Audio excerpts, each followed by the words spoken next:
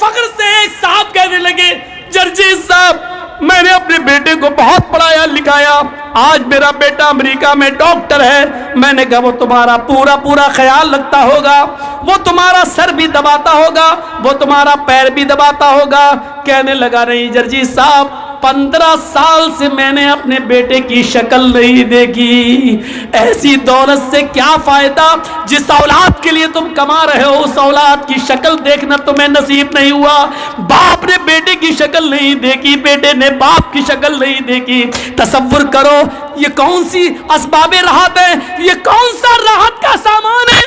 اس زمانے میں لوگ ایک روٹی کھاتے تھے لیکن ان کی اولاد ان کی آنکھوں کے سامنے رہتی تھی, اور وہ بچے بھی ایک روٹی کماتے تھے لیکن آدھی اپنے ماں باپ کو کھلا کر اپنے ماں باپ کی سیوا اور خدمت کیا کرتے تھے.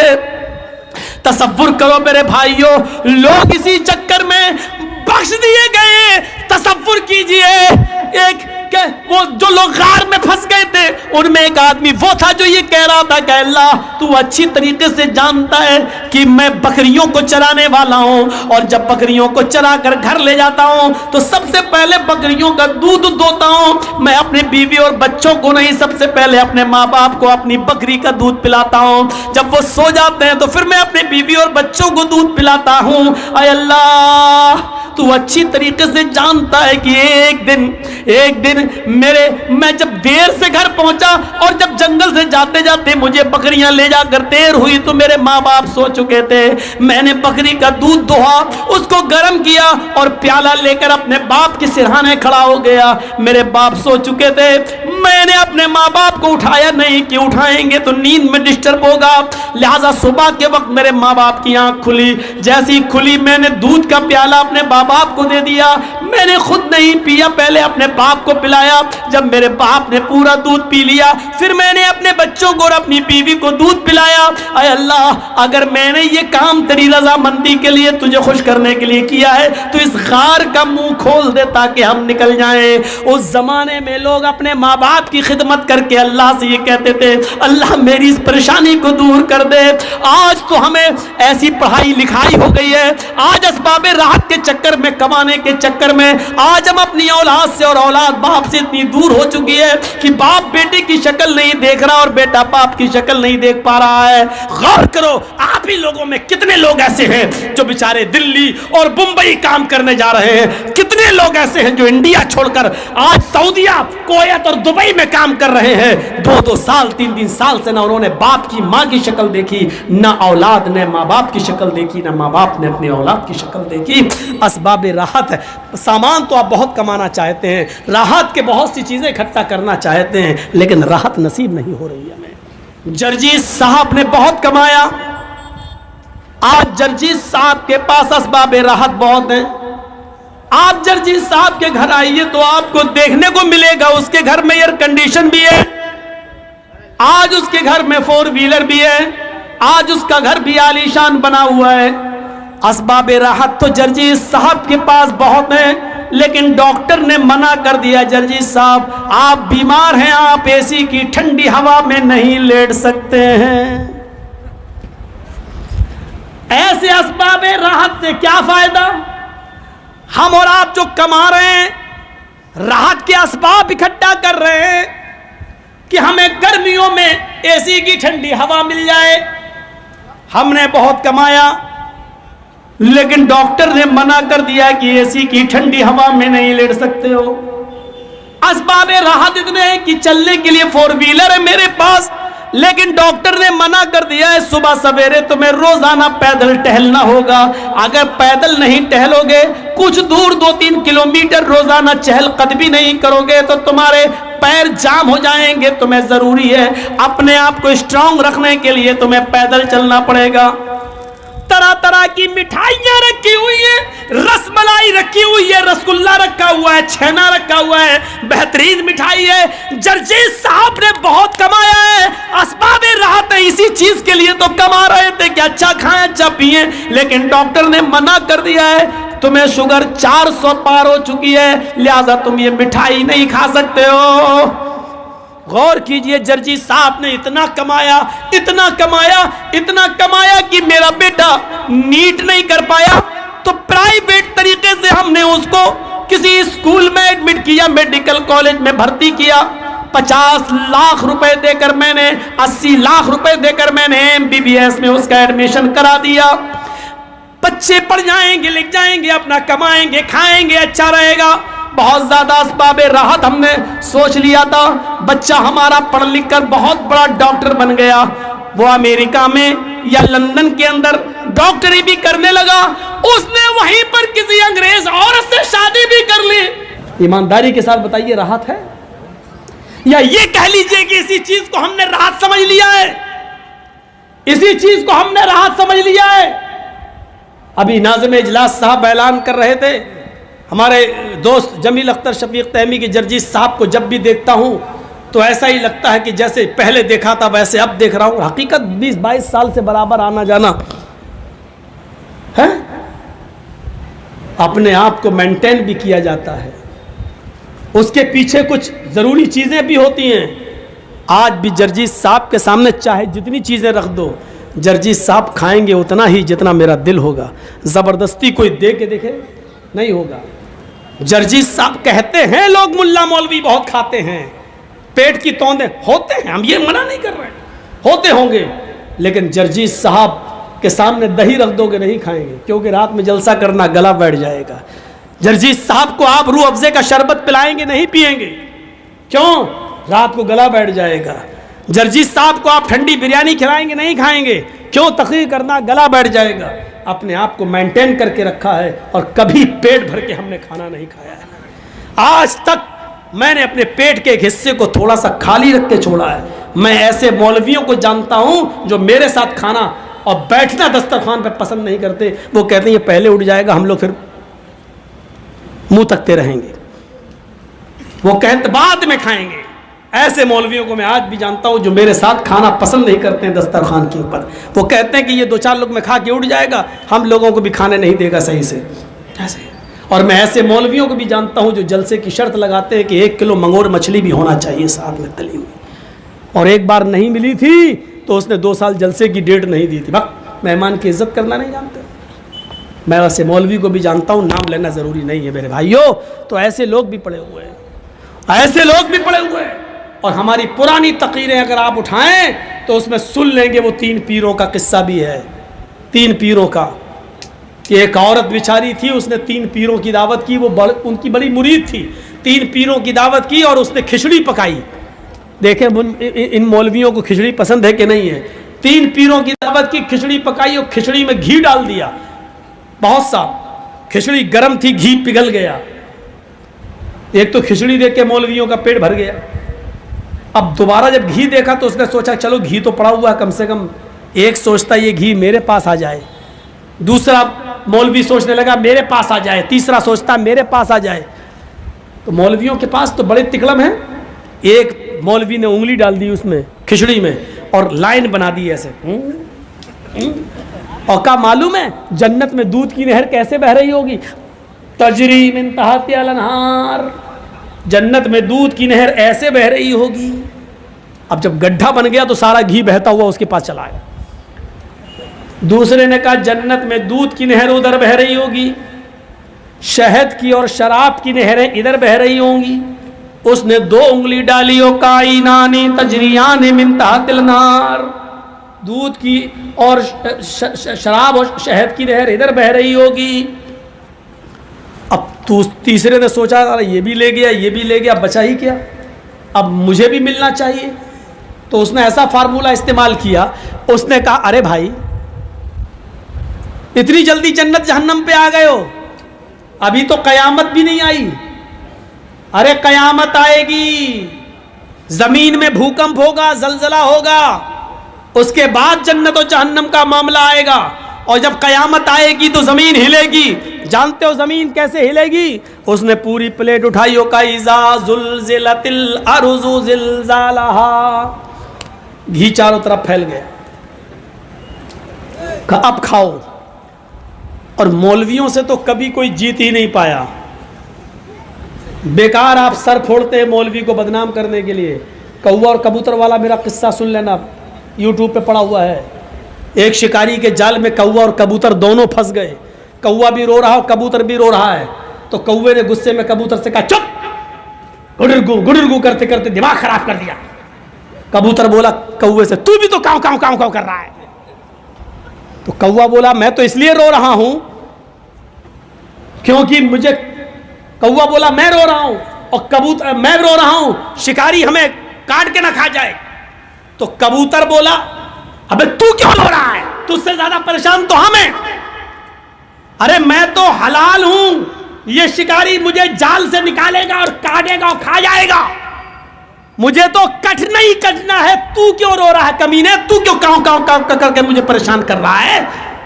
تو کوا بولا تم زیادہ پریشان نہیں ہو، میں تم سے زیادہ پریشان ہوں، تمہیں تو کٹنا ہی کٹنا ہے، تمہیں تو کنفرم ہے، لیکن ہم تم سے بھی زیادہ پریشان ہیں۔ کہا کیوں؟ تم تو حرام ہو۔ کبوتر نے کہا ارے حرام تو ہیں، لیکن یہ جال جس میں ہم پھنسے ہیں یہ کسی جاہل کا نہیں ہے، جس جال میں ہم پھنسے یہ مولوی کا جال ہے۔ تو کبوتر نے کہا مولوی کا جال ہے تو کیا ہوا؟ کبوتر نے کہا اس مولوی کا کوئی بھروسہ نہیں، کب حلال کا فتویٰ دے کہ ہم کو بھی کاٹ کے کھا جائے، میری جان تم سے بھی زیادہ اٹکی ہوئی ہے۔ مولویوں سے کوے اور کبوتر بھی پریشان ہیں، اس لیے مولوی ہارتا نہیں ہے، بہت سے راستے ہوتے ہیں اس کے پاس، بہت سے راستے۔ اللہ رب العالمین ہمیں اپنے بنائے ہوئے راستوں سے بچائے اور شریعت پر چلنے کی توفیق عطا فرمائے۔ تو میرے پیارے ساتھیوں، اسباب راحت کم ہوں لیکن سکون ہو ہماری زندگی کے اندر۔ ایسی اولاد سے کیا فائدہ جس نے 15 سال سے بیٹے کی شکل نہیں دیکھی۔ مجھے علی میاں ندوی نے لکھنؤ میں ایک واقعہ بیان کیا تھا۔ میرے بھائیوں، اللہ علی میاں ندوی کو جنت نصیب فرمائے، ان کے گناہوں کو معاف فرمائے، بڑی شخصیت گزرے ہیں۔ علی میاں ندوی نے ایک واقعہ بیان کیا، ان کے جلسے میں جب اجتماع تھا تو بہت سے لوگ دور دور سے آئے ہوئے تھے، عورتیں بھی آئی ہوئی تھیں۔ جلسے کو رات کے 12 بجے ختم ہونا تھا، لیکن جلسہ رات کے 12 بجے ختم نہیں ہونا تھا، لیکن ایک عورت جو دور سے آئی تھی بس میں بیٹھ کر، اس کا دماغ جلسے میں نہیں لگ رہا ہے، وہ کئی باتیں سوچ رہی ہے۔ ایک عورت نے اس سے پوچھا بہن تمہیں کیا پریشانی ہے، تم کسی مولانا کی تقریر غور سے نہیں سن رہی ہو، تمہیں کچھ پرابلم ہے؟ اس نے کہا نہیں۔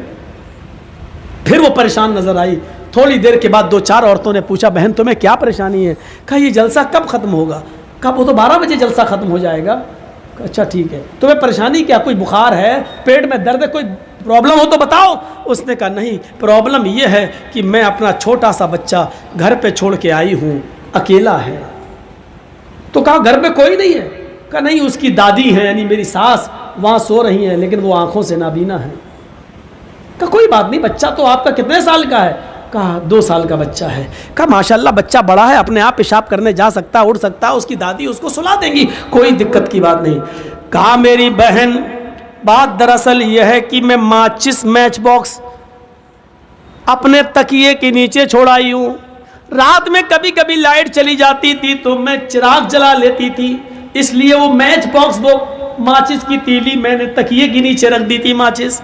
مجھے ڈر ہے کہ رات کی تاریکی میں کہیں بچہ اٹھ نہ جائے اور کھیلتے ہوئے کہیں وہ ماچس کی تیلی نہ جلا لے، اور جلتی ہوئی وہ ماچس کا ٹکڑا کہیں بستر پہ نہ گر جائے اور پورا کا پورا بستر جلنے کے بعد گھر میں بھی آگ نہ لگ جائے اور اس سے میرا بچہ جل کر راکھ نہ ہو جائے۔ ان عورتوں نے کہا تم کیا کیا سوچ رہی ہو، چپ رہو، بچہ بڑا ہے، رات میں جب سو جاتا ہے تو پھر اکثر بچے صبح ہی اٹھتے ہیں، رات کی پہلی نیند ہے، گہری نیند میں سو رہا ہوگا، یہ بری خیالات تم اپنے دماغ سے نکالو اور چلو تقریر سنو، 12 بجے جلسہ ختم ہو جائے گا۔ اس عورت نے کہا کہ تم ٹھیک ہی کہہ رہی ہو، اور تم ایسا اس لیے بول رہی ہو کیونکہ وہ تمہارا بچہ نہیں ہے، اور میں ایسا اس لیے سوچ رہی ہوں کیونکہ وہ میرا بیٹا ہے، میرا بچہ ہے، مجھے اپنے بچے کا جو تجربہ ہے وہ میں جانتی ہوں، اپنے بچے کے حالات سے میں واقف ہوں، تم نہیں۔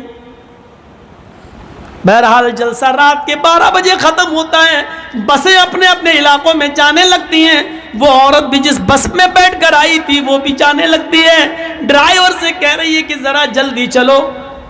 ڈرائیور نے بس تھوڑی سی تیز اسپیڈ میں چلائی، لیکن جب یہ عورت گھر پہنچتی ہے اس کے دماغ میں جو جو تصورات تھے وہ تصورات ویسے ہی کہ ویسے جو یہ سوچ رہی تھی ویسے کہ ویسے پورے ہوتے چلے گئے۔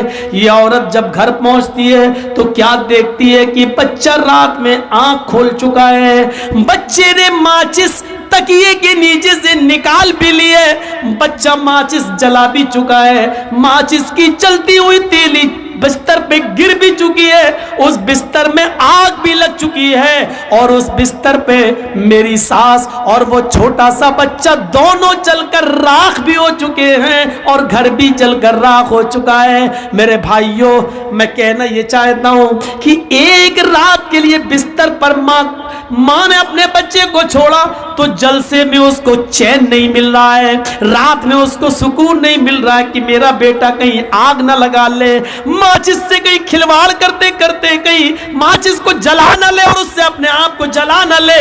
ماں کی رات بیکار ہو گئی، تڑپنے لگی، اس کے دماغ میں کسی مولوی کی تقریر نہیں بیٹھ رہی ہے، اس کا ذہن بچے کی طرف لگا ہوا ہے۔ میرے ساتھیوں، میں تمہیں یہ بتانا چاہتا ہوں، قرآن نے کہا ہے جتنا تم دنیا کی آگ سے اپنے بچے کو بچانے کی فکر کرتے ہو، قُوْ أَنفُسَكُمْ وَأَهْلِيكُمْ نَارًا، اس سے کہیں زیادہ تم اپنے بال بچوں کو جہنم کی آگ سے بچاؤ۔ تمہارا بچہ دنیا کی آگ میں کودے تم گوارا نہیں کرتے ہو، آج تمہارے بچے رات کے 12 بجے گھروں میں آ رہے ہیں، تمہارا کوئی ایکشن نہیں ہے، تمہاری بیٹی رات کے 11 12 بجے تک موبائل استعمال کرتی ہے، واٹس ایپ چلا رہی ہے، فیس بک چلا رہی ہے، اور تمہیں کوئی فرق نہیں پڑتا ہے۔ ذرا تصور کرو، آپ کی بیٹی اینڈرائیڈ موبائل کیوں استعمال کرے گی؟ سمجھ میں نہیں آتا اس کو کیا ضرورت ہے واٹس ایپ چلانے کی، فیس بک چلانے کی۔ ارے گھر میں ایک موبائل ہونا چاہیے جو اس کی ماں کے پاس ہونا چاہیے۔ اگر بیٹی کو اپنی سہیلی سے بات کرنا ہے تو اپنے ماں کے موبائل سے فون کر لے، اس سے بات کر لے۔ لڑکی موبائل لے کر گھر سے باہر جائے گی، گھر سے باہر پھر گھر میں آئے گی۔ آپ نے اتنی آزادی کیوں دے رکھی ہے؟ آپ نے اتنا فریڈم کیوں دے رکھا ہے؟ اور جب یہ دن آپ نے دکھائے ہیں، جب یہ دن آپ نے دکھائے ہیں اپنی بیٹیوں کو، تو آج کل پھر وہ دن بھی دیکھو، آج کل وہی دن بھی دیکھو، پھر وہی دن دیکھنے کو ملیں گے جو حیدرآباد کی سرزمین پر ہوا ہے۔ ایک ہندو لڑکے کے ساتھ ایک مسلمان لڑکی کا شادی کرنا، اور اس لڑکی کے بھائی کا غصے میں آ کر اس ہندو لڑکے کا مرڈر کر دینا، قتل کر دینا، اور پھر اس لڑکی کا اسی لڑکے کے گھر میں چلا جانا اور یہ کہنا کہ میں ہندو رسم و رواج کے مطابق اس کے گھر میں اپنی پوری زندگی گزاروں گی، میں اپنے گھر نہیں جاؤں گی۔ یہ دن اب آپ کو دیکھنا پڑیں گے، اس لیے دیکھنا پڑیں گے کیونکہ ہم نے اپنی بیٹیوں کو واٹس ایپ چلانے کی کھلی اجازت دے رکھی ہے، ہم نے اپنی بیٹیوں کو کانوینٹ اسکولوں میں لڑکوں کے ساتھ بیٹھ کے پڑھایا ہے، کو ایجوکیشن ہم نے دی ہے۔ اب یہ دن تو دیکھنا ہی پڑیں گے، اور RSS کے وہ سرگنا جو ناگپور کی سرزمین پر بیٹھے ہوئے ہیں، جو شریعتر رچ رہے ہیں کہ مسلمان لڑکیوں کو زیادہ سے زیادہ اسکولوں کالجوں میں ویکینسی دو، ان کو نوکریاں دو، اور ان کو اسکولوں میں جگہ دو، تاکہ ہمارے غیر مسلم ہندو لڑکے زیادہ سے زیادہ ان سے پیار کریں، اور پیار کا ناٹک کرنے کے بعد ان کو اپنے چنگل میں پھنسائیں، شادی کریں، کورٹ میرج کریں، 2-4 بچے پیدا کرنے کے بعد اس کو کسی طوائف خانے کے حوالے کر دیں۔ کتنی لڑکیاں ایسی ہیں جو آج میرے بھائیوں چکلے خانوں پر اس لیے بیٹھی ہوئی ہیں کہ 1-2 بچے پیدا ہو جانے کے بعد ان کو چھوڑ دیا گیا ہے، اس کو نظر انداز کر دیا گیا ہے، اس کو لاتے مار کے اس کے گھر سے بھی بھگایا گیا ہے، پھر وہ ہندو سماج کے مندر میں گئی، وہاں سے بھی اس کو نکالا گیا ہے، اور آخر کار وہ اپنے گھر آ نہیں سکتی ہے کیونکہ اس کے باپ نے کہہ دیا کہ جیتے جی تو اپنا چہرہ ہم کو نہیں دکھا سکتی ہے۔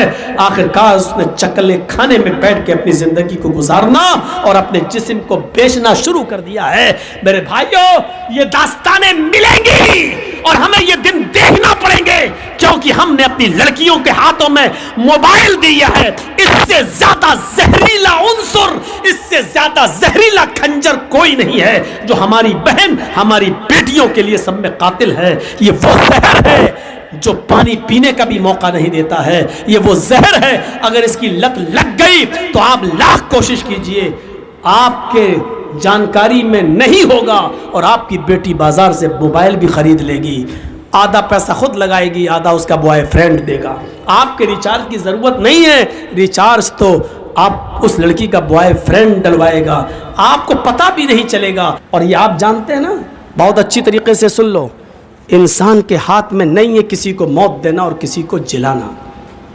ये तसव्वुर निकाल दीजिए आप। क्या होगा मौलाना साहब, बड़े जुल्म और ज़्यादती हो रही है, ये हमें कच्चा नहीं, ये किसी के हाथ में नहीं है कि किसी को मौत दे दे और किसी को जिंदगी दे दे। अल्लाह के सारे काम हिकमत से भरे पड़े हैं। एक दहरिया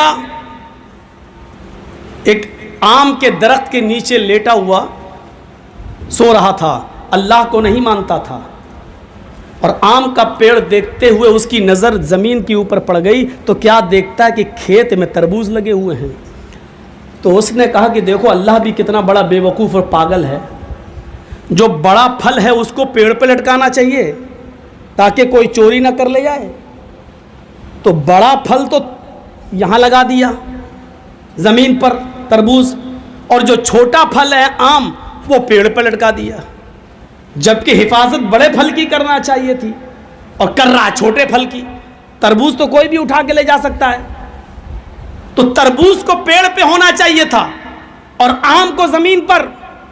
अब दहरिया दहरिया था, अभी थोड़ी देर लेटा था कि आंख खुली, हवा चली, अचानक एक आम टूटकर उसकी नाक पे गिरा। अब उसकी खोपड़ी ठिकाने आ गई। नहीं, अल्लाह ने बिल्कुल ठीक ही किया है। अगर इस पेड़ पर तरबूज लगा होता और अगर ये टूटकर गिरता तो ना मेरी नाक बचती ना दांत बचता, दोनों टूटता। तो खोपड़ी बिल्कुल ठिकाने आ गई उसकी। वो समझ गया कि अल्लाह का हर काम हिकमत से भरा पड़ा है।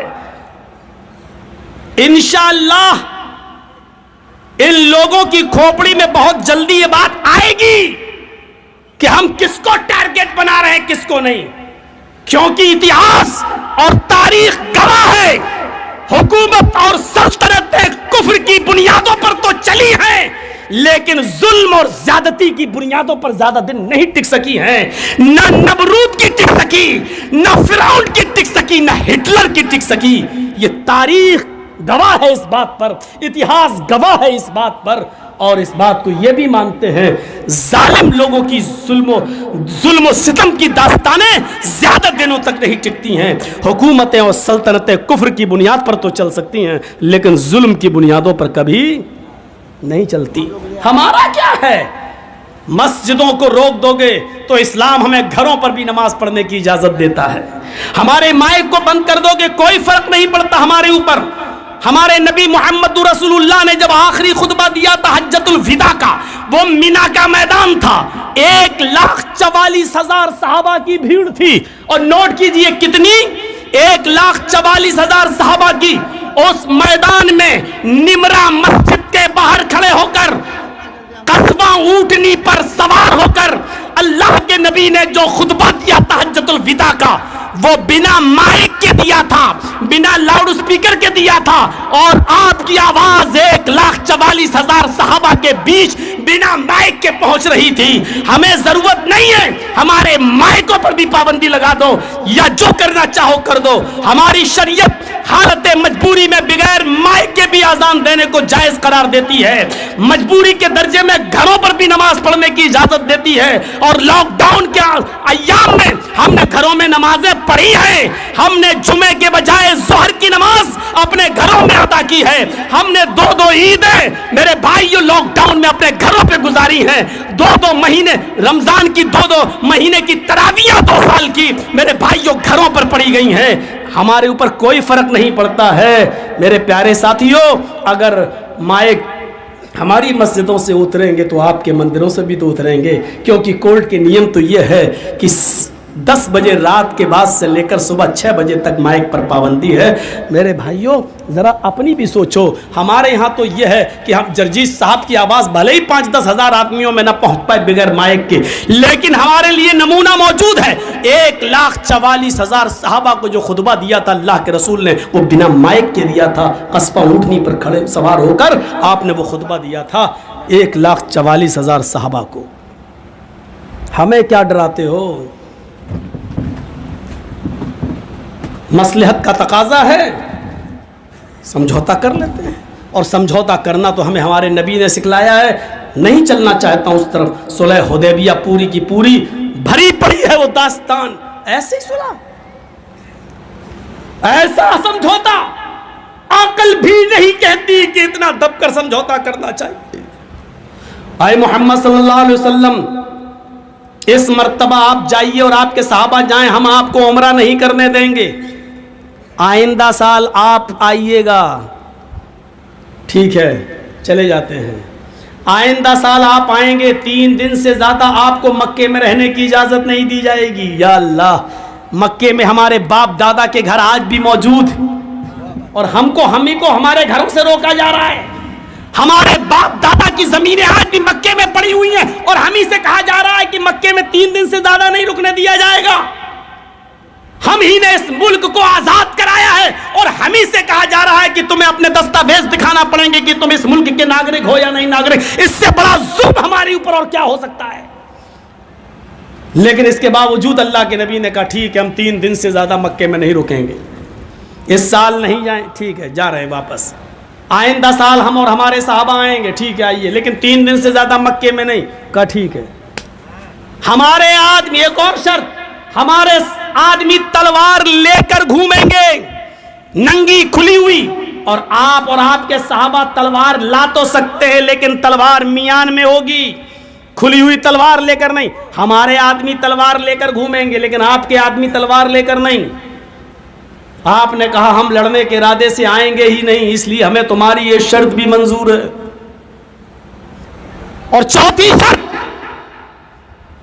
ہمارا کوئی آدمی بھاگ کر اگر مدینے جائے گا تو آپ کو واپس کرنا ہوگا، اور آپ کا کوئی آدمی اگر بھاگ کر مکے میں آ گیا ہمارے پاس تو ہم اسے واپس نہیں کریں گے۔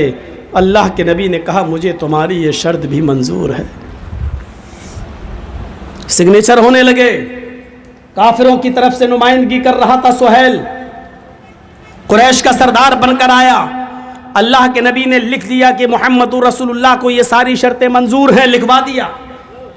سہیل نے جب یہ پڑھا تو اس نے کہا اے محمد ابن عبداللہ، میں آپ کو رسول اللہ نہیں مانتا ہوں، آپ کو میں عبداللہ کا بیٹا مانتا ہوں، اور اس میں یہ لکھا ہوا ہے کہ محمد الرسول اللہ کو شرطیں منظور ہیں، یہ رسول اللہ کاٹو، جب تک رسول اللہ نہیں کاٹو گے میں نہیں مانوں گا۔ تو اللہ کے نبی نے حضرت علی سے کہا اے علی، لفظ رسول اللہ کاٹ دو اور آگے لکھ دو محمد ابن عبداللہ کو یہ شرطیں منظور ہیں۔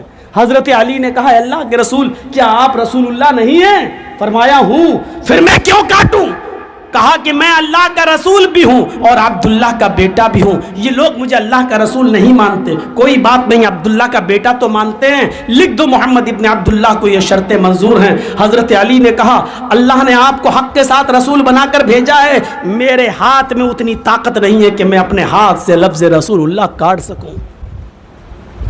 اللہ کے نبی نے کہا کیسا منظر ہوگا صحابہ کے سامنے۔ اللہ کے نبی نے کہا علی پھر مجھے بتاؤ کہ کہاں لکھا ہے، پڑھو بخاری، کہاں لکھا ہے مجھے بتاؤ۔ جب حضرت علی نے بتایا یہ، اور اللہ کے رسول جب اپنے ہاتھ سے رسول اللہ کاٹ رہے تھے تو حضرت عمر فاروق کے آنکھوں میں آنسو تھے، اور حضرت عمر فاروق نے کہا اے اللہ کے رسول مجھے 1-2 سوالوں کا جواب دے دیجیے۔ آپ نے کہا کیا ہے اے عمر، کیا بات ہے؟ فرمایا الَسْنَا عَلَى الْحَقِّ، اے اللہ کے نبی کیا ہم حق پر نہیں ہیں؟ کہا ہاں تم حق پر ہو۔ اے اللہ کے نبی کیا یہ غلط نہیں ہے؟ کہا ہاں یہ غلط ہیں۔ کہا اے اللہ کے نبی اگر آج آپ جہاد کا حکم دے دیں اور ہم ان سے لڑنے لگیں، اگر ہم ان کو مار دیں، لڑتے لڑتے ان کو قتل کر دیں، تو کیا یہ جہنم میں نہیں جائیں گے؟ قتلاہم فی النار، کیا ان کے مقتول جہنم میں نہیں جائیں گے؟ فرمایا ہاں جائیں گے۔ کہ اللہ کے رسول اگر لڑتے لڑتے یہ ہمیں مار دیں، یہ ہمیں قتل کر دیں، قتلانا فی الجنہ، تو کیا ہمارے مقتولین جنت میں نہیں جائیں گے؟ اللہ کے نبی نے کہا ہاں جائیں گے۔ تو کہا اللہ کے نبی پھر اتنا دب کر فیصلہ، پھر اتنا دب کر فیصلہ، آپ اجازت دیجئے کہ ہم لڑیں، ماریں گے یا مر جائیں گے، لیکن اتنا دب کر سمجھوتا نہیں کریں گے۔ اللہ کے رسول نے حضرت عمر فاروق کی بات کو ریجیکٹ کرتے ہوئے کیا کہا؟ نہیں عمر، اس وقت جو میں سمجھ رہا ہوں وہ تم نہیں سمجھ رہے ہو۔ اس وقت حکمت کا تقاضا یہ ہے کہ ان کی بات ساری کی ساری مان لی جائے، چاہے ناجائز ہی کیوں نہ ہو۔ اور آپ نے مانی، اور ساری ناجائز باتوں کو ماننے کا نتیجہ یہ نکلا کہ چند سالوں کے بعد پھر فاتحانہ داخلہ ہوتا ہے مکے کے اندر، شاندار طریقے سے مکے کے اندر داخل ہوتے ہیں، اور سب سے پہلے مکہ فتح کرنے کے بعد جب آپ مکے میں داخل ہوتے ہیں تو جانتے ہو سب سے پہلا کام کیا کیا تھا اللہ کے نبی نے؟ خانہ کعبہ میں گئے، حضرت علی کے کاندھے پر سوار ہو گئے، اور اللہ کے رسول نے جب اٹھے حضرت علی کو کھڑا کر دیا اور اپنی چھری دے دی۔ حضرت علی نے ایک ایک بت کو گرایا، خانہ کعبہ سے بتوں کو صاف کیا، ایک ایک بت کو گراتے جاتے اور کہتے جاتے جاء الحق وزهق الباطل ان الباطل کان زہوقا، حق آ گیا اور باطل مٹ گیا، اور باطل کو تو مٹنا تھا۔ میرے بھائیوں، دور اندیشی کا نتیجہ یہ ہوتا ہے، حکمت عملی کا نتیجہ یہ ہوتا ہے، جوش میں کام، جوش میں آنے کی ضرورت نہیں ہے۔ یہ ساری چیزیں ہمیں شریعت نے بتائی ہیں، ساری چیزیں ہمیں قرآن و حدیث کے اندر ملتی ہیں۔ ایسے حالات ہو جائیں تو ہمیں کیا کرنا چاہیے؟ تھوڑا سا پانی اگر ہو تو منگائیے، تھوڑا گلا میرا نہیں ہے۔ تو ساری چیزیں شریعت کے اندر موجود ہیں۔ تو بات تھوڑی سی کٹ گئی، ہمیں توحید سے اپنا رشتہ مضبوط کرنا چاہیے۔ دہریہ کی عقل میں نہیں آ رہی تھی بات، اتنا بڑا تربوز زمین پر، اتنا چھوٹا سا آم پیڑ پر، جب اس کی ناک پہ گرا تو اس کی عقل میں آ گیا۔ تو اللہ نے جو کچھ بھی کرتا ہے اس کے کام میں حکمت ہوتی ہے۔ یہ الگ بات ہے کہ ہم اس کی حکمت کو سمجھ پائیں یا نہ سمجھ پائیں۔ اپنی عقل کو اس حد تک دوڑائیے جس حد تک دوڑ سکتی ہے۔ ایک بات اور بتا دوں آپ کو، اپنی عقل کا استعمال اتنا زیادہ مت کیجئے جو عقل کے دائرے سے باہر ہو۔ آنکھ کا کام دیکھنا ہے، لیکن یہ آپ کے آنکھ سامنے کی چیزوں کو دیکھ سکتی ہے، یہ آنکھ پیچھے کی چیزوں کو نہیں دیکھ سکتی ہے۔ اب آپ کہیں کہ اس آنکھ کا کیا کام ہے جو سامنے کی چیز کو دیکھ رہی، پیچھے دکھ ہی نہیں رہا، بیکار ہے۔ کان کا کام سننے کا ہے۔ آپ یہاں بیٹھ کر میری آواز سن سکتے ہیں، لیکن 2 کلومیٹر دور جب آپ چلے جائیں اور مائک بھی نہ ہو تب آپ کا کان میری آواز نہیں سن سکتا بغیر کسی آلے کے۔ اب یہ مت کہنا موبائل میں تو لندن بھی سن لیتے ہیں لوگ بغیر کسی آلے کے۔ اب آپ یہ کہیں کہ مجھے تو یار 5 کلومیٹر دور کی آواز ہی نہیں سنائی دے رہی ہے، کوئی آدمی چلا رہا ہے مجھے سنائی نہیں دے رہا، یہ کان بیکار ہے۔ کان سے اتنا ہی کام لو جتنا کان کے بس میں ہے، آنکھ سے اتنا ہی کام لو جتنا آنکھ کا دائرہ ہے، عقل سے اتنا ہی کام لو جتنا عقل کا دائرہ ہے۔ ہم عقل سے کچھ زیادہ ہی کام لینے لگے ہیں، ایسا کیوں ہو گیا ہے؟ یہ آپ کا کام نہیں ہے۔ اسلام نے ایک مرد کو 4 عورت رکھنے کی اجازت دے دی، لیکن ایک عورت کو 4 مرد رکھنے کی اجازت نہیں دی۔ اب آپ سوچو ایسا کیوں؟ یہ آپ کی عقل کا دائرہ نہیں ہے۔ آپ اس عقل سے اس حد تک مت سوچئے، سوچیں گے تو سمجھ لو کہ آپ اپنی آنکھ سے پیچھے کو چیزوں کو دیکھنے کا کام کر رہے ہیں جو نہیں دیکھ سکتے ہیں آپ۔ اللہ کے نبی نے فرمایا جب بچہ ماں کے پیٹ سے پیدا ہو، لڑکا ہے اور لڑکی 2 ہی ہوتا ہے، لڑکا یا لڑکی، اگر بچہ پیشاب کر دے تو بچے کے لڑکے کے پیشاب کی جگہ پر پانی کا چھینٹا مارا جائے گا، لیکن لڑکی اگر آپ کے بیڈ پر یا بستر پر یا کپڑے پر پیشاب کر دے تو لڑکی کے پیشاب کو دھویا جائے گا، لڑکے کے پیشاب پر چھینٹے مارے جائیں اور لڑکی کا پیشاب دھویا جائے، ایسا کیوں ہے؟ اب آپ اس کے پیچھے پڑ جائیں گے تو آپ اپنی عقل سے اتنا کام لینا چاہتے جو آپ کی عقل کے دائرے میں نہیں ہے۔ اللہ کے نبی نے فرمایا جب موزوں پر مسح کرو تو اس کے اوپر کے حصے پر مسح کرو، جبکہ عقل یہ کہتی ہے کہ گندگی نیچے لگتی ہے، آپ زمین پر چلیں گے تو مٹی یا ناپاکی نیچے لگے گی، تو قاعدے سے مسح نیچے کرنا چاہیے، ایسے ایسے پانی لے کے ایسے، تاکہ نیچے کا حصہ پاک ہو جائے، لیکن اللہ کے رسول نے نیچے نہیں بلکہ اوپر مسح کرنے کا حکم دیا ہے، اوپر۔ عقل کہتی ہے نیچے لیکن ہمیں اوپر کرنا ہے، ایسا کیوں حکم دیا؟ یہ آپ جو چیز سوچ رہے ہو وہ آپ عقل سے اس کے دائرے سے زیادہ کام لے رہے ہو جو آپ کی عقل کا دائرہ نہیں ہے۔ اگر دنیا میں دو ہی ہر آدمی کے عقل پر آدمی چلنے لگے تو معاف کیجئے گا، آپ کی عقل کچھ اور کہے گی اور میری عقل کچھ اور کہے گی، اور اسی عقل کا لوگوں نے ناجائز فائدہ اٹھایا۔ تو آج دیکھ لیجئے برطانیہ میں اور امریکہ میں انہوں نے کہا اس میں عقلی طور پر کوئی برائی نظر نہیں آتی کہ لڑکے لڑکوں کے ساتھ ریلیشن شپ میں رہیں اور لڑکیاں لڑکیوں کے ساتھ ریلیشن شپ میں رہیں۔ برطانیہ اور امریکہ میں باقاعدہ لڑکے لڑکوں کے ساتھ شادی کر کے رہ رہے ہیں اور لڑکیاں لڑکیوں کے ساتھ شادی کر کے رہ رہی ہیں باقاعدہ۔ انہوں نے کہا اس میں عقلی طور پر کیا برائی؟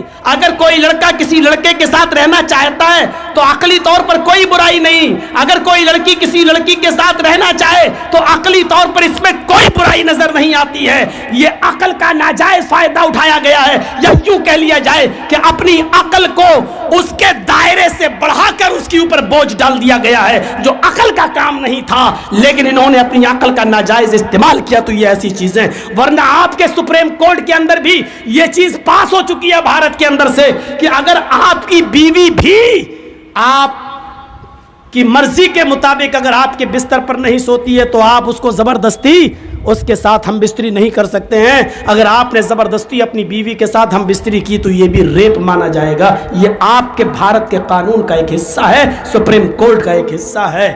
آپ کے بھارت کے سپریم کورٹ کا ایک قانون یہ بھی ہے کہ اگر آپ کی بیوی ہے، آپ نے کانٹیکٹ کیا ہے، آپ اس کے شریر کے مکمل مالک نہیں ہیں، اگر وہ اپنی مرضی سے آپ کی بیوی ہوتے ہوئے بھی اگر کئی لوگوں کے ساتھ ریلیشن رکھنا چاہے تو آپ اس کے اوپر کیس نہیں کر سکتے ہیں، کیونکہ اس کا جسم ہے، اس کی مرضی ہے، وہ آپ کی بیوی ہے ضرور، آپ اس سے فائدہ اٹھائیں گے، لیکن اگر وہ کسی دوسرے کے ساتھ بھی اگر اپنے سمبند بنانا چاہے تو کوئی جرم نہیں ہے، کیونکہ وہ آزاد ہے۔ میرے بھائیوں، یہ اسی عقل کا نتیجہ ہے کہ لوگوں نے اس عقل سے اتنا کام لے لیا ہے جو اس عقل کا دائرہ نہیں ہے۔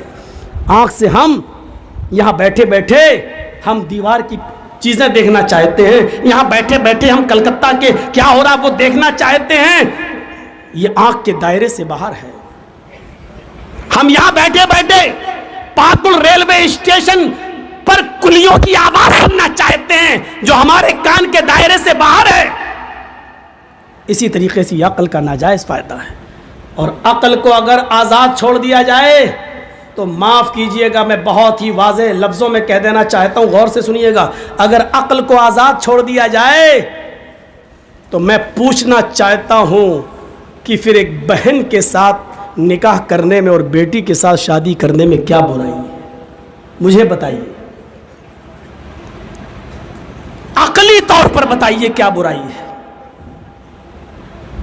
بلکہ میں تو یہ کہتا ہوں کہ آپ کی بہن بڑی خوبصورت ہے، آپ اپنی بہن کے جذبات کو سمجھتے بھی ہیں، آپ نے ناز و نخلوں میں پالا بھی ہے، آپ دولت مند بھی ہیں۔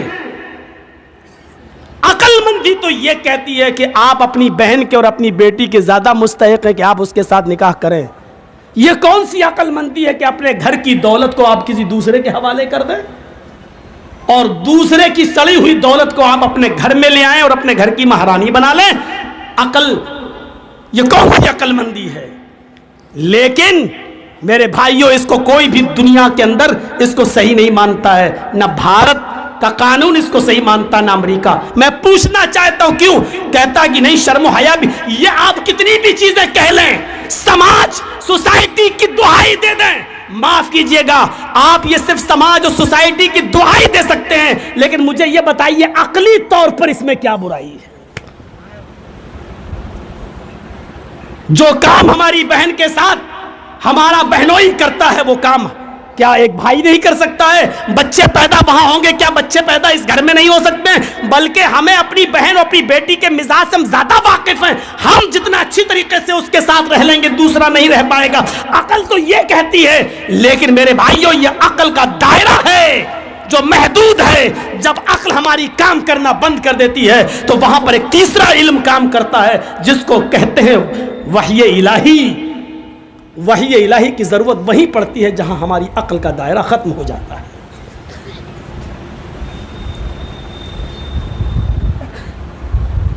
میرے بھائیوں، اس بات کو سمجھنے کی کوشش کریے. آپ ہم جو چیز سوچیں ضروری نہیں کہ وہ سچ ہو، اس لیے عقل کا ناجائز استعمال کرنا چھوڑ دیجیے. یہ شریعت نے بتایا ہے کہ بہن کے ساتھ رشتہ تم نہیں کر سکتے ہو. یہ شریعت نے بتایا ہے، وحی الہی نے بتایا ہے کہ بیٹی کے ساتھ نکاح کرنا حرام ہے. یہ شریعت نے بتایا ہے کہ ماں کے ساتھ نکاح کرنا حرام ہے. یہ وحی الہی طے کرتی ہے کہ تم خالہ کے ساتھ نکاح نہیں کر سکتے ہو. یہ وحی الہی طے کرتی ہے کہ تم پھوپھی کے ساتھ نکاح نہیں کر سکتے ہو. عقلی طور پر کوئی برائی نہیں ہے، لیکن عقل کا ایک دائرہ ہے، اور جہاں عقل کا دائرہ ختم ہو جاتا ہے وہیں پر پھر ایک تیسرا علم کام آتا ہے، اور اس علم کا نام ہے وحی الہی. اس لیے اس دنیا کو ایک تیسرے علم کی ضرورت ہے، وحی الہی کی. دنیا کا نظام اگر اپنی اپنی عقلوں سے چلاؤ گے تو ہر انسان کی عقل ایک دوسرے سے الگ ہے، ایک دوسرے سے الگ ہے. ایک یہ کہے گا، دوسرا وہ کہے گا. اس لیے جہاں ہماری عقل کام کرنا بند کر دے تب حکومت کا نظام ایک تیسرے علم سے چلایا جائے گا، اور وہ تیسرا علم ہے وحی الہی. پھر وہ شرعی نظام ہے. جب شرعی نظام نافذ ہوگا میرے بھائیوں، وہاں پھر کسی کی عقل ختم ہو جائے گی، اس لیے کہ تمہاری عقل یہ کہتی ہے، اس کی عقل یہ کہتی ہے. ایک عقل کہتی ہے زنا کار نے زنا کیا ہے، اس کو 2-4 مہینہ جیل میں رکھ کے سزا دے دو. ایک عقل یہ کہتی ہے کہ نہیں، اس کو پتھروں سے مار مار کے ہلاک کر دو، اس کو اس سماج میں جینے کا حق نہیں ہے. کل تک اس سزا کو لوگ روڑی وادی سزا کہتے تھے، اور جب ہندوستان میں، بھارت میں جب بلاತ್ಕಾರ اور ریپ کے کیس بڑھے تب راج ٹھاکرے کو بھی کہنا پڑا کہ اسلام کی سزا ان کے اوپر لاگو کرو، پتھروں سے مار مار کے ان کو ہلاک کر دو اور ختم کر دو. میرے بھائیوں بتاؤ، ہماری عقل یہ کہتی ہے کہ چور کے ہاتھ کاٹ دینے کے بعد وہ بیچارہ مجبور ہو جاتا ہے، پھر کمانے کے لائق نہیں ہے، اس لیے چور کے ہاتھ نہیں کاٹنا چاہیے. اگر ہاتھ کاٹ دیں گے تو زندگی بھر پھر وہ محنت نہیں کر سکے گا، مزدوری نہیں کر سکے گا. ایک عقل یہ کہتی ہے کہ چور کا ہاتھ نہیں کاٹنا چاہیے. ایک عقل یہ کہتی ہے کہ اگر چور کا ہاتھ کاٹ دیا جائے گا تو پھر تمام لوگوں کے سامان کو اور مال کو چوری سے محفوظ کر لیا جائے گا، پھر کسی کی ہمت نہیں پڑے گی کہ وہ کسی کے مال کی چوری کرے، کیونکہ اس کی سزا دیکھنے کے بعد پھر چوروں کے حوصلے پست ہو جائیں گے. ایک عقل یہ کہتی ہے، اب بتائیے کون سی عقل کو کام میں لایا جائے. اس لیے جب انسانوں کی عقلیں ٹکرانے لگیں تو وہاں ایک تیسرا علم کام آتا ہے، اور اس علم کا نام ہے وحی الہی. پھر کتاب و سنت اور شرعی نظام کے تحت نظام کو چلایا جائے، ملکی نظام کو. جیسے اس دہریے نے سوچا اپنی عقل سے کہ اتنا سا پھل تو اوپر، اتنا بڑا نیچے، جب ناک پہ گرا تب ہوش ٹھکانے آ گئے. آپ جو چاہیں، مجھے معلوم ہے سن 1957 کا تقریباً واقعہ ہے، 57 کا واقعہ، 1957 کا. چھوٹی لائن چلتی تھی، چھوٹی لائن گورکھپور سے گونڈا کے لیے چھوٹی لائن ایک چلتی تھی، اور وہ کوئلے والا انجن اس میں لگا ہوتا تھا پہلے. تو جب اس میں گاڑیاں، ایک ٹرین، اس کا ڈرائیور ہے محمد قاسم نام کا، سنیے، محمد قاسم نام کا ڈرائیور گاڑی ٹرین چلا رہا ہے، اور جب ٹرین گورکھپور سے بڑھنی اور بڑھنی کو کراس کرتے ہوئے جب وہ کوا پور اسٹیشن کے پاس سے گزری، تلسی پور کے پاس سے ایک پل تھا، اس پل کے پاس کو کراس کرنے کے بعد آگے بڑھتی ہے، تو ٹرین ڈرائیور نے، محمد قاسم نے دیکھا کہ ایک 17-18 سال کی ایک لڑکی دوڑتی ہوئی چلی آ رہی ہے، اور وہ ٹرین کی پٹری کے نیچے آ کر لیٹ گئی ہے، خودکشی کرنا چاہتی ہے۔ ٹرین کے ڈرائیور نے ہیوی بریک لگائے، کوشش کی کہ ٹرین کو روکیں، لیکن چونکہ وہ زیادہ دور نہیں تھی لڑکی، اس لیے ڈر تھا کہ ہم بریک ایک دم تو بریک لگیں گے نہیں، بریک دھیرے ہی دھیرے لگتے ہیں ٹرین کے، لیکن اس نے کوشش کر کے ٹرین کے بریک کو لگانے کی کوشش کی، ہیوی بریک لگائے، اور بریک لگانے میں وہ کامیاب ہوا۔ جب اس نے مڑ پیچھے دیکھا تو کیا دیکھتا ہے کہ لڑکی میں اور ٹرین کے پہیے میں صرف ایک بالشت کا، ایک بتے کا فرق ہے۔ لڑکی ٹرین کے پہیے کے نیچے ہے، لیکن ایک بالشت رہ گئی ہے، اگر ایک بالشت اور گاڑی آگے بڑھ جاتی تو لڑکی کے اوپر چڑھ جاتی۔ ٹھنڈی سانس لی کہ لڑکی بچ گئی۔ ٹرین کا ڈرائیور نیچے اترتا ہے، اتنے میں کھیت میں کام کرنے والے لوگ اس لڑکی کو بچانے کے لیے جب دوڑتے ہیں تو ٹرین کے ڈرائیور کے ساتھ ساتھ لوگ وہاں جمع ہیں۔ جب اس لڑکی کو اٹھایا جاتا ہے، اس کی سانس سونگی جاتی ہے، دل کی دھڑکن دیکھی جاتی ہے، تو پتہ چلتا ہے کہ لڑکی ہارٹ اٹیک سے مر چکی ہے۔ ٹرین اس کی اوپر نہیں چڑھی، لیکن ٹرین کی پہیے کا خدشہ اس لڑکی کو لے ڈوبا، یہ سوچتے ہوئے کہ ہم مریں گے تو کیسے مریں گے، ٹرین چند قدموں پر ہے، اس سے پہلے کہ پہیہ اس کے اوپر چڑھتا اس کو اٹیک پڑا اور وہ مر گئی۔ پہیہ چلنے سے پہلے، چڑھنے سے پہلے وہ لڑکی مر گئی۔ اس وقت محمد قاسم نے یہ بیان دیا کہ آج قرآن کی اس آیت کے اوپر میرا یقین بہت مضبوط ہو گیا، ما تشاؤون الا ان یشاء اللہ، جو تم چاہو ضروری نہیں کہ وہ پورا ہو، پورا وہی ہوتا ہے جو اللہ چاہتا ہے۔ میں نے پوری کوشش کی اس لڑکی کو بچانے کی، میں نے پوری کوشش کی اس 18 سال کی لڑکی کو بچا کر اس کے ماں باپ کے حوالے کر دیا جائے، پوری کوشش کی، اور زندگی میں میں نے اپنی لائف میں اتنے ہیوی بریک کبھی نہیں لگائے، لیکن اس کے باوجود میں اس لڑکی کو نہیں بچا سکا۔ اس لیے یہ سوچنا کہ کسی کی جان بچانا یا کسی کی جان لینا انسان کے ہاتھ میں ہے، یہ تصور غلط ہے، یہ کسی کی انسان کے ہاتھ میں نہیں ہے۔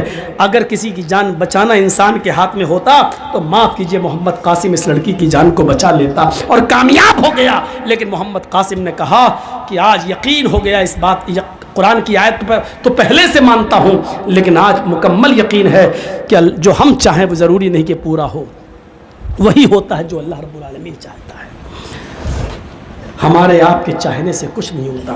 توحید ہمارا رشتہ مضبوط کر، اور دنیا کا ہر مذہب یہی کہتا ہے، دنیا کا ہر نظام ہمیں انسانیت سے جوڑتا ہے، اور قرآن نے تو خاندان قرار دے دیا ہے۔ پڑھیں، یہ جو میڈیا والے جو اچھالتے رہتے ہیں اور اپنے پالتو کتوں کو پال رکھا ہے، ذرا تصور کریں کہ اسلام نے کیسا تصور پیش کیا ہے۔ یا ایھا الناس انا خلقناکم من ذکر و انثی وجعلناکم شعوبا وقبائل لتعارفوا ان اکرمکم عند اللہ اتقاکم۔ ہائے سمپورن جگت کی مانو ذاتی ہے، ساری دنیا کے انسانوں، اللہ کیا کہہ رہا ہے؟ ہائے ساری دنیا کے انسانوں، آئے ساری دنیا کے لوگوں، انا خلقناکم من ذکر و انثی، ہم نے تم کو ایک مرد سے اور ایک عورت سے پیدا کیا ہے، ہم نے تم کو ایک استری سے ایک پرش سے جنما ہے، تمہارا باپ ایک، تمہاری ماں ایک، تم آدم کے بیٹے ہو، تم آدم کی سنتان ہو، تم حوا کے بیٹے ہو، تم آشو کے پتر ہو، تم شتروپا کی سنتان ہو، تمہارا باپ ایک، تمہاری ماں ایک۔ مجھے میڈیا والے دکھائیں آج جو کتوں کی طرح ڈیبیٹ میں بھونک رہے ہیں، وہ مجھے بتائیں اتنی بڑی انسانیت کس دھرم کے اندر موجود ہے جو ساری دنیا کے انسانوں کو ایک باپ اور ایک ماں کا سنتان کہہ رہا ہو، ایک ہی باپ اور ایک ہی ماں کی اولاد کہہ رہا ہو، تمہارا باپ ایک تمہاری ماں ایک۔ اسلام ہمیں کہتا ہے تم کسی پر ظلم نہ کرو، کسی کو مت ستاؤ، تمہارا باپ ایک ہے، تمہاری ماں ایک ہے، تم آدم کے بیٹے ہو، تم حوا کی اولاد ہو۔ وَجَعَلْنَاكُمْ شُعُوبًا وَقَبَائِلَ لِتَعَارَفُوا، ہم نے تم کو شعبوں میں قبیلوں میں اس لیے بانٹا ہے، ہم نے تمہیں شعبوں میں قبیلوں میں اس لیے رکھا ہے، ہم نے تمہاری ذاتیں برادریاں اس لیے بنائی ہیں تاکہ تم ایک دوسرے کو پہچان سکو، اس لیے نہیں بنائی کہ خان یہ کہے کہ میں سب سے افضل، انصاری کہے کہ ہم سے اونچا کوئی نہیں، ترک کہے کہ ہم سب سے بڑے، پٹھان کہے کہ ہم تو اصلی انسان ہیں۔ ایسے نہیں، تم ایک باپ کے اور ایک ماں کے بیٹے ہو، ہم نے قبیلے بنائے ہیں، برادریاں بنائی ہیں تاکہ تم ایک دوسرے کو پہچان سکو، ایک دوسرے کو چن سکو۔ کوئی بڑا نہیں، کوئی چھوٹا نہیں، اِنَّ أَكْرَمَكُمْ عِندَ اللَّهِ أَتْقَاكُمْ، تم میں بڑا وہ ہے جو سب سے زیادہ اللہ سے ڈرتا ہے۔ اسلام یہ کہتا ہے، ہاں سنو، اسلام یہ کہتا ہے، غور سے سنو، محمد رسول اللہ نے فرمایا اگر تم بائک سے جا رہے ہو، موٹر سائیکل کا سفر کر رہے ہو، فور ویلر کا سفر کر رہے ہو، سواری پہ گزر رہے ہو، اونٹ پہ جا رہے ہو، گھوڑے پر بیٹھے ہو، کسی بھی سواری کر رہے ہو اور تمہاری نظروں کے سامنے ایک پتھر پڑا ہوا نظر آ جائے، سڑک پر روڈ پر ایک پتھر پڑا ہے، کیلے کا چھلکا پڑا ہے، شریعت کہتی ہے، اسلام کہتا ہے، تمہاری نظر جب اس پتھر کے اوپر پڑ جائے، اے میڈیا والوں لکھو، یہ مانوتا بتائی ہے اسلام نے، یہ انسانیت سکھلائی ہے اسلام نے کہ اپنی گاڑی سے اترو، فور ویلر سے اترو، موٹر سائیکل سے اترو، گھوڑے سے اترو، گدھے سے اترو، سواری سے اترو، اونٹ سے اترو، اس پتھر کو ہٹا دو۔ یہ مت دیکھو کہ یہ ہندوؤں کی بستی ہے، ہندو گرے گا پتھر سے ٹکرائے گا، میرا باپ کا کیا جا رہا ہے، یہودی کی بستی ہے، یہودی مرے گا، میرے باپ کا کیا جا رہا ہے، عیسائی کی بستی ہے، عیسائی مرے گا، میرے باپ کا کیا جا رہا ہے۔ فرمایا اماطۃ الاذی عن الطریق، راستے سے تکلیف دہ چیز کو ہٹا دینا ایمان کا ایک حصہ ہے، ایمان کا ایک شعبہ ہے، ایمان کی ایک برانچ ہے۔ اگر تم مومن ہو تو اس نقصان دینے والی چیز کو راستے سے ہٹا دو۔ جو اسلام کیلے کے چھلکے پر پیر رکھنے سے پھسل جانا تمہارا گوارا نہ کر رہا ہو، ہندو بھائیو، عیسائیو، یہودیو، غور سے سنو، میری آواز تم تک پہنچ جائے گی، اس جلسے سے نہیں تو یوٹیوب چینلوں سے پہنچ جائے گی۔ اسلام کو یہ بھی گوارا نہیں کہ کوئی ہندو، کوئی عیسائی، کوئی جینی، کوئی بدھسٹ، کوئی سکھ، کوئی کرسچن کیلے کے چھلکے پر پیر رکھ کے پھسل جائے، یا کوئی بچہ یا بوڑھا پھسل جائے اور گر جائے اور اس کو چوٹ لگ جائے۔ اسلام اتنا بھی گوارا نہیں کرتا کہ کسی کو چوٹ لگ جائے، گر جائے، وہ تمہارا قتل ہوتے ہوئے دیکھنا کیسے گوارا کر لے گا، وہ تمہیں مرتا ہوا دیکھنا کیسے گوارا کر لے گا۔ اسلام کی تعلیم تو یہ کہتی ہے کہ کسی کے پیر کیلے کے چھلکے پر پڑے ہو، وہ گر جائے، اس سے بہتر ہے کہ کیلے کا چھلکا ہٹا دو، پتھر ہٹا دو، تکلیف دہ چیز ہٹا دو، یہ اسلام کہتا ہے۔ ہاں سنو، اسلام کی تعلیم کیا ہے، غور سے سنیے۔ روزہ جو ہمارے یہاں فرض ہے، فرض روزہ جو ابھی گزرے ہیں ایک ہفتہ پہلے، یہ رمضان کا روزہ جو کسی بھی کنڈیشن میں معاف نہیں ہے، ہاں کسی بھی کنڈیشن میں معاف نہیں ہے، رخصتی تو ہے لیکن معافی نہیں ہے۔ اگر بیمار ہو چھوڑ دو، لیکن بیماری ٹھیک ہو جانے کے بعد چھوٹے ہوئے روزے کو پورا کرنا ہے. سفر میں ہو چھوڑ دو, بعد میں پورا کرنا ہے. یہ روزہ اتنا زبردست فریضہ ہے کہ رمضان کے مہینے میں اگر عورتیں پیریڈ سے ہو جائیں, ان کو مہینہ شروع ہو جائے, تو وہ نماز بھی چھوڑیں گی اور روزہ بھی چھوڑیں گی. 5 دن 6 دن جس عورت کی عادت ہے اتنے دن نماز نہیں پڑھیں گی, اتنے دن روزہ بھی نہیں رکھیں گی. لیکن روزے کا فریضہ اتنا اہم ہے. اسلام یہ کہتا ہے کہ جب عید کے بعد وہ صحیح ہو جائیں, نہا لیں, پاک ہو جائیں, تو چھوٹے ہوئے روزے تو وہ پورے کریں گی, لیکن ان دنوں کی چھوٹی ہوئی نمازیں وہ پوری نہیں کریں گی. نمازیں معاف ہیں, یعنی چھوٹی ہوئی نمازیں ان دنوں کی ان عورتوں کو پورا کرنے کا حکم نہیں دیا, وہ ان کی اوپر سے معاف کر دی گئی ہیں. لیکن چھوٹے ہوئے روزوں کو ان کو ہر حال میں پورا کرنا ہوگا. جرجیت صاحب روزہ رکھتے رکھتے بیمار ہو گئے, 2 روزے چھوٹ گئے. سوچتے تھے کہ عید کے بعد رکھ لیں گے, لیکن 2 روزے جرجیت صاحب نہیں رکھ پائے. محرم کا مہینہ, شوال کا مہینہ جانے سے پہلے انتقال ہو گیا. جرجیت صاحب کے جو 2 روزے چھوٹ گئے ہیں ان کو پورا رکھنا تھا, بیماری کی وجہ سے چھوٹے, ان کو پورا رکھنا تھا دوسرا سال روزہ آنے سے پہلے, لیکن انتقال ہو گیا. تو یہ مرنے کے بعد بھی میرے اوپر سے معاف نہیں ہے. اب یہ چھوٹے ہوئے 2 روزے میری اولاد پورا کرے گی, میری بیوی رکھے گی, میری بہن رکھے گی, میرا باپ رکھے گا, میرے خون کا کوئی رشتہ ہوگا وہ رکھے گا. غور کیجئے, یہ اتنا زبردست فریضہ ہے یہ روزہ جو کسی بھی کنڈیشن میں معاف نہیں ہے. بہت زیادہ کوئی بوڑھا آدمی ہے جو روزہ ہی نہیں رکھ سکتا ہے, اس کی اوپر سے بھی معاف نہیں ہے.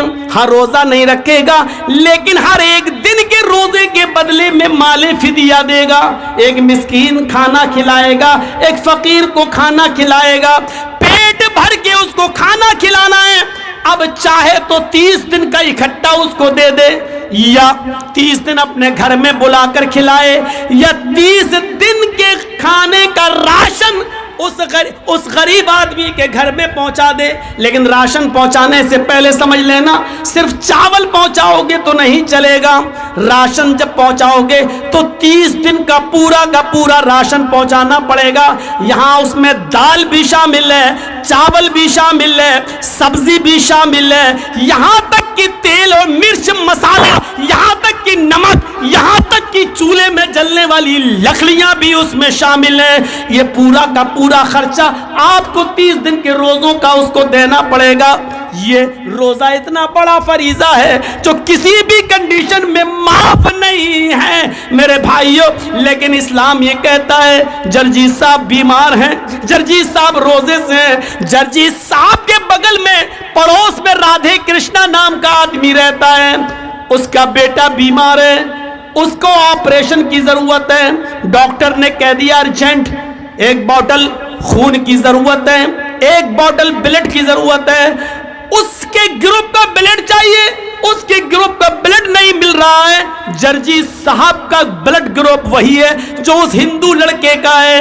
اسلام یہ کہتا ہے اس کی فوراً جان بچانے کے لیے جرجیت صاحب آپ فوراً ہاسپٹل جائیے, 1 بوتل بلڈ دیجئے اور جلدی سے اس کو چڑھوائیے اور اس کی جان بچائیے. جرجیت صاحب کہنے لگے 1 بوتل خون دیں گے تو روزہ ٹوٹ جائے گا.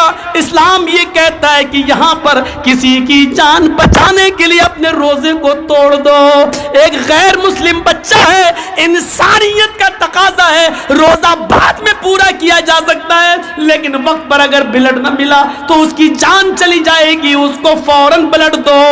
جرجیت صاحب کو اپنا روزہ توڑنا پڑے گا اور روزہ توڑ کر بلڈ دے کر اس کی جان بچانا پڑے گی. میڈیا والوں لکھو اور بیان دو, اسلام یہ شکشا دیتا ہے, اسلام یہ تعلیم دیتا ہے. تمہاری طرح نہیں کہ رام کا نام بدنام کرو, پیڑ سے باندھ دو, جے شری رام کے نعرے لگاؤ, مسجدوں سے بھی گزرو تو رام کا نام لگاتے ہوئے گزرو, یہ نعرہ لگاتے ہوئے سنو.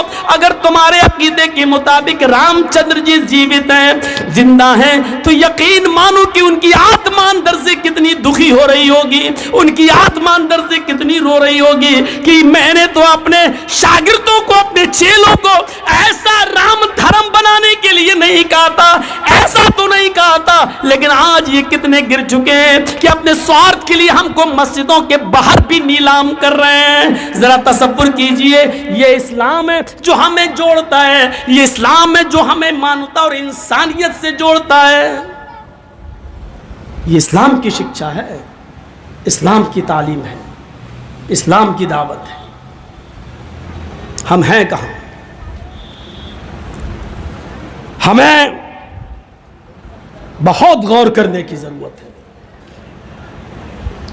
ये इस्लाम ही है जो कहता है वल्लाही ला युमिन, अल्लाह की कसम वो मोमिन नहीं। हजरत आयशा पूछती है कौन मोमिन नहीं, और अल्लाह के नबी कहते हैं वो मोमिन नहीं जो खुद पेट भर के खाना खा ले और उसका पड़ोसी भूखा सो जाए। और पड़ोसी में हिंदू और मुसलमान की कोई कैद नहीं लगाई, पड़ोसी है चाहे वो जो भी हो। हजरत अब्दुल्लाह इब्ने उमर बड़े सहाबी गुजरे हैं, उनका पड़ोसी यहूदी था। उनके घर बच्चा पैदा हुआ, किसके? अब्दुल्ला इब्ने उमर के घर में डिलीवरी हुई, विलादत हुई, बच्चा पैदा हुआ। 7वें दिन उन्होंने अपने बच्चे का अकीका किया। जब 2 जानवर ले आए और घर में बांध दिया तो अपनी बीवी से कहा देखो बीवी, जब 7वें दिन ये बकरे दोनों ज़िबा होंगे और गोश्त पक जाएगा तो पड़ोसी को ज़रूर पहुंचा देना। पड़ोसी कौन था? यहूदी। ज़रा इस बात को सुनते रहिएगा, पड़ोसी कौन था? यहूदी। और अब्दुल्ला इब्ने उमर क्या कह रहे हैं? पड़ोसी को ज़रूर पहुंचा देना। बीवी ने कहा ठीक है। जब अकीके में 5 दिन रह गए तो कहा देखो जब ये जानवर ज़िबा होंगे, गोश्त पक जाए तो पड़ोसी को ज़रूर दे देना। बीवी ने कहा ठीक है। जब अकीके में 2 दिन रह गया तो उन्होंने कहा देखो अब 2 दिन रह गए अकीके में, जब जानवर ज़िबा हो जाए और गोश्त पक जाए तो तुम पड़ोसी को ज़रूर पहुंचा देना। बीवी ने कहा ठीक है। आज अकीके का दिन आ गया। अब्दुल्ला इब्ने उमर ने दोनों जानवरों पर छुरी चलाई और फरमाया बीवी जब गोश्त पक जाए तो पड़ोसी को ज़रूर पहुंचा देना। बीवी ने कहा ठीक है। अब खाल उतारने लगे, खाल उतर गई, गोश्त की बोटियां होने लगीं। कहा देखो बीवी जब गोश्त पक जाए तो पड़ोसी को ज़रूर पहुंचा देना। और जब गोश्त पकने लगा, हांडी पर रख दिया पकने के लिए, तो बार बार ढक्कन उतार कर देखने लगे। बीवी ने कहा क्या हुआ? कहा देख रहा हूँ। कहा क्यों? पकने में थोड़ा टाइम लगेगा। कहा मैं देख रहा हूँ कि कितना रह गया है, देखो जब पक जाए तो पड़ोसी को ज़रूर पहुँचा देना। अब बीवी को गुस्सा आ गया। 7 दिन से इनकी टर टर टर टर सुन रहे हैं। तो बीवी ने कहा अरे सुन लिया मैंने, 7 दिन से आप चिल्लाते चले जा रहे हैं पड़ोसी को दे देना, पड़ोसी को दे देना। अरे मैं आपकी बीवी हूं, जिम्मेदारी समझती हूं। आपने कह दिया पकने तो दीजिए, मैं पहुंचा दूंगा, पहुंचा दूंगी, क्यों परेशान हैं आप? अब चुप हो गए। कहने लगे बीवी डांट क्यों रही हो? कहा बार बार कहते चले जा रहे हैं किसी बात को। अरे मैंने, आपने कह दिया, मैंने सुन लिया, मैं पहुंचा दूंगी, पकने तो दीजिए। कहा देखो मेरी बीवी बात ये नहीं है, बात यह है कि अल्लाह के नबी सल्लल्लाहु अलैहि वसल्लम ने जुमे का खुतबा दिया था। मैं उस वक्त मस्जिद में मौजूद था और अल्लाह के नबी सल्लल्लाहु अलैहि वसल्लम ने पड़ोसियों के हुकूक बताना शुरू किए। ये हक, इसके बाद ये हक, इसके बाद ये हक। आपने इतने हक बताए, इतने हक बताए कि ऐसा लग रहा था कि कुछ छूट ही नहीं गया। अब रह क्या गया है? अब ऐसा लग रहा था कि अब अल्लाह के नबी जो भी बोलेंगे कहीं ऐसा ना हो कि आगे ये बोल दें कि जिस मकान में तुम रहते हो उस मकान में भी पड़ोसी का इतना इतना हिस्सा है, इतना हिस्सा तुम्हारे पड़ोसी का।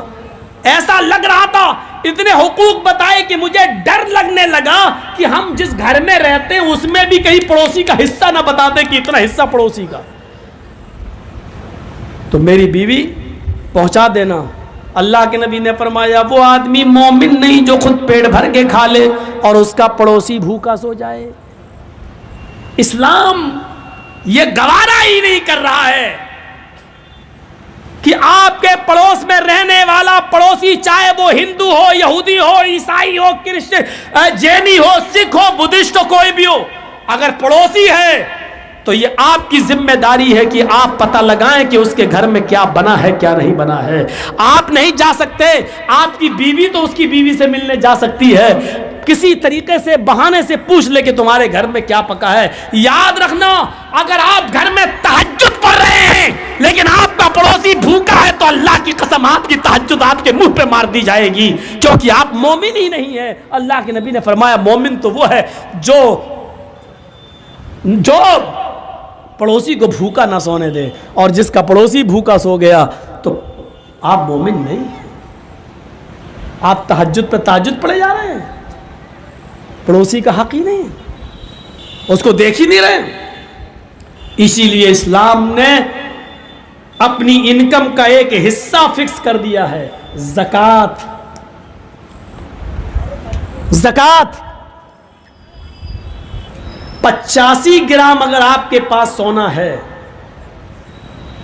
تو آپ پر زکوٰۃ ہے، یا 595 گرام سونا جس کو ہمارے ہاں بولا جاتا 52.5 تولے چاندی. 52.5 تولے چاندی، 52.5 تولے چاندی کا وزن عرب کے حساب سے 595 گرام اگر چاندی ہے تو آپ کے اوپر زکوٰۃ فرض ہے. 595 گرام چاندی نہیں ہے لیکن 595 گرام چاندی کے برابر آپ کے پاس قیمت ہے، پیسہ ہے، اور آپ اس پیسے کے مالک ہیں، اور اس کے اوپر 1 سال گزر چکی ہے تو اس کے اوپر زکوٰۃ ہے. 2.5% آپ کو دینا پڑے گی.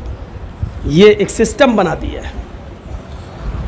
85 گرام، اب مان لیجئے 7.5 تولے سونا یعنی 85 گرام سونا. مان لیجئے کہ جرجیت صاحب کی بیوی گئی اور ایک سونے کا ہار خرید کے لائی اور اس نے کہا 85 گرام یعنی 7.5 تولے کا مجھے ہار دے دیجئے، اور پیسے دے کے چلی آئی. لیکن یہ 85 گرام سونے کا ہار 21 کیرٹ سونے کا ہے. سونے میں وہ ہوتا ہے نا 24 کیرٹ کا ہے کہ 22 کیرٹ کا ہے یا 21 کیرٹ کا ہے، تو جس سونے پر زکوٰۃ ہے وہ 24 کیرٹ کا سونا ہونا چاہیے، یعنی پیور. 85 گرام سونا آپ نے خریدا ہے اور وہ 24 کیرٹ کا ہے تو آپ کے اوپر زکوٰۃ ہے. آپ نے 85 گرام سونا خریدا ہے لیکن وہ 21 کیرٹ کا ہے تو اس کے اوپر زکوٰۃ نہیں بنے گی، کیونکہ اس کو جب آپ وزن کریں گے اور جب اس کے اندر جو اور دھاتو ملی ہوئی ہے اس کو آپ نکال دیں گے تو اس سونے کا وزن جو اوریجنل سونا ہے وہ 72 گرام رہ جائے گا. وہ 72 گرام رہ جائے گا، 85 گرام نہیں رہے گا، کیونکہ 21 کیرٹ کا اگر 85 گرام سونا ہے تو 24 کیرٹ کے حساب سے وہ 72 گرام سونا بنتا ہے. تو 72 گرام سونے پر زکوٰۃ ہی نہیں ہے، اوریجنل سونا ہونا چاہیے آپ کے اوپر، آپ کے پاس 85 گرام. ایک بات اور یاد رکھیے گا، آپ رمضان میں زکوٰۃ دیتے ہیں، ٹھیک ہے، بہت سے لوگ انگریزی حساب سے زکوٰۃ دیتے ہیں. بھائی کوئی سروس کرتے ہیں، ان کو تنخواہ، ان کا سال بھر کا حساب مارچ میں ہوتا ہے تو وہ مارچ زکوٰۃ کے لیے کوئی رمضان کا مہینہ شرط تھوڑی ہے. سال میں ایک بار زکوٰۃ فرض ہے. سال میں ایک بار جب زکوٰۃ فرض ہے تو سن لیجئے، سال میں ایک بار زکوٰۃ فرض ہے، وہ عربی مہینے کے حساب سے. اب آپ انگریزی مہینے کے حساب سے زکوٰۃ دیں گے تو کتنی دیں گے؟ زکوٰۃ بہت اہم مسئلہ ہے. 1 روپیہ بھی آپ ماریں گے تو پھنس گئے. زکوٰۃ آپ مارچ میں دے رہے ہیں، ہر سال مارچ میں دیتے ہیں، تو عربی سال ہوتا ہے 355 دن کا اور انگریزی سال ہوتا ہے 365 دن کا، 10 دن بڑھ گئے. آپ جب انگریزی کے حساب سے سال میں ایک بار زکوٰۃ نکالتے ہیں تو آپ کی زکوٰۃ 2.5% نہیں نکلے گی، آپ کی زکوٰۃ تھوڑی سی بڑھ جائے گی. اب آپ کی زکوٰۃ بنے گی 2.577%. سمجھ رہے ہیں نا؟ یعنی 1 لاکھ روپے میں 2500 دینا ہے آپ کو عربی سال کے حساب سے، 2500 یعنی 2500. لیکن آپ انگریزی حساب سے جب آپ زکات دیں گے تو زکات کتنی دیں گے؟ 2577 روپے، یعنی 77 روپے زیادہ دینا پڑے گا، کیونکہ 10 دن بڑھ گئے ہیں، اس کی زکات آپ کو الگ نکالنا پڑے گی 2.577۔ کہاں ہیں آپ؟ اسلام نے اتنا بھی حق نہیں مارا کسی غریب کا۔ یہاں تو سب کے حق مارے بیٹھے ہیں۔ زکات پوچھو کتنے لوگوں نے دی ہوگی، تو ابھی دیکھیے مولانا رمضان میں بہت لوگوں کو زکات دی ہے۔ کتنی دی ہے؟ کیا آپ اپنے مال کی پوری زکات ادا کرتے ہیں؟ حساب کتاب ہی نہیں رکھ پاتے ہوں گے پورا۔ حضرت ابو بکر صدیق کو ایک صحابی نے بکری دے دی تھی، یہ لیجئے میری 40 بکریاں، ایک بکری زکات میں بنتی ہے، یہ لیجئے۔ حضرت ابو بکر صدیق بکری لینے کے بعد کہنے لگے اللہ کے نبی کو بھی تم نے ایک بکری دی تھی؟ کہاں دی تھی؟ آپ ہی تو آئے تھے نبی کے ساتھ۔ کہاں میں آیا تھا؟ اس وقت بھی 40 بکری تھی، آج بھی 40 بکری ہے، پہلے بھی میں نے ایک بکری دی تھی، آج بھی ایک بکری میرے اوپر زکات بنتی ہے۔ حضرت ابو بکر صدیق نے کہا کہ میں نے اللہ کے نبی صلی اللہ علیہ وسلم کو دیکھا کہ آپ نے ایک بکری ان کو رسی کے ساتھ دی تھی، رسی سمیت بکری دی تھی، رسی سمیت، اور آج آپ مجھے بکری دے رہے، رسی آپ نے اپنے پاس رکھ لی۔ تو صحابی نے کہا کہ رسی کا آپ کیا کریں گے؟ میں دوسری بکری باندھ لوں گا، بکری تو دے رہا ہوں نا۔ تو حضرت ابو بکر صدیق نے کہا تھا اللہ کے رسول کو تم نے رسی کے ساتھ بکری دی تھی اور مجھے صرف بکری دے رہے ہو، رسی نہیں۔ اللہ کی قسم اگر رسی روک لو گے، بکری تو دے رہے ہو لیکن رسی اگر روک لو گے تو میں تم سے جہاد کروں گا، میں تم سے لڑوں گا، میں تم سے قتال کروں گا، میں تم سے جہاد کروں گا۔ غور کرو، بکری دے رہا ہے وہ صحابی، صرف رسی روک رہا ہے، تو ابو بکر صدیق کہہ رہے ہیں کہ میں تم سے جہاد کروں گا، میں قتال کروں گا۔ یہاں تو روپیہ مارے بیٹھے ہیں، غریبوں کا پورا حق مارے بیٹھے ہیں، لاکھوں کے مالک ہیں، 1000 کی زکات دے دی، ہو گئی۔ آپ کے پاس 1 لاکھ روپیہ ہے، 2500 روپے زکات بنتی ہے، آپ نے 2400 روپے دے دیے، 2400 روپے آپ نے دے دیے، 2400 2400 روپے آپ نے دے دیے، 100 روپے روک لیا یا نہیں دیا، آپ کی 2400 روپے کی زکات بیکار، آپ نے غریبوں کا حق مارا ہے۔ میرے بھائیوں، وہ 100 روپے بھی آپ سے لیے جائیں گے اور غریب کو دیے جائیں گے۔ اسلام غریب کا حق نہیں مارتا ہے۔ السلام علیکم دوستوں، امید کرتا ہوں آپ نے اس بیان کو پورا سنا ہوگا۔ اگر آپ کو یہ بیان پسند آیا ہو تو ویڈیو کو لائک اور چینل کو سبسکرائب کریں۔